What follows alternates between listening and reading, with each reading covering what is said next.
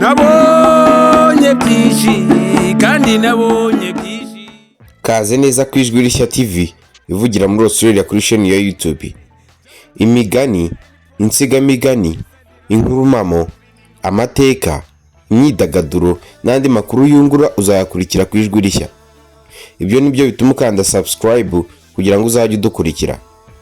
Ni nabyo biguteye gukanda no kunzogera kugira ngo uzajye ubona ibiganiro byacu bishya bigisohoka. Muri kumwe na mugenzi Paiko. Uyu munsi turaganira ku nkuru idasanzwe y'umusore w'igitangaza, umuyobozi ukomoka mu karere ka Nyangalema witwa Kavumba Gumutabazi. Kavumba Gumutabazi nk'umuyobozi w'ubutwari yerekanye inzira y'ubutwari n'ubumwe mu gihe cy'ubukoroni, aho yabonye uburyo ibibazo by'ubukoroni byatandukanyije abaturage bigatera amacakubiri. Yashakaga guhindura ibyo byose agasubiza igihugu cy'icyerekezo gishya cy'ubwigenge, umutekano n'iterambere.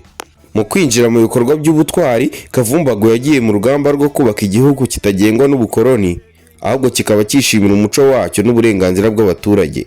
Yafashe icyemezo cyo kwinjira mu bikorwa byo kwishyira ukizana, ariko ntibyari ibya gisirikare gusa.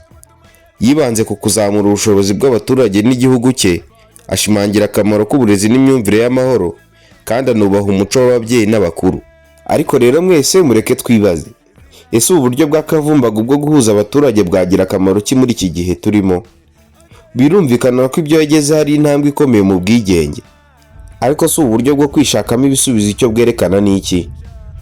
Byaba se birimo ubumwe n'amahoro abereye buri wese? Nyuma yo kubona iyi nkuru ya Kavumbago, ntidushobora kwibaza niba iyi mihati yashyize mu kwigisha abaturage no kubahwitura ku bwigenge atari ikintu gikwiriye abayobozi bayobora igihugu.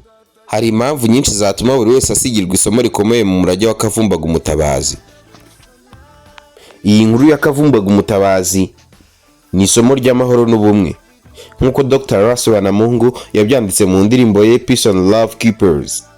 Tubonye neza ko ubumwe ari bwo musingi w'ejo hazaza h'igihugu cyose. Nimureke twigishe izi ndangagaciro mu buzima bwacu bwa buri munsi.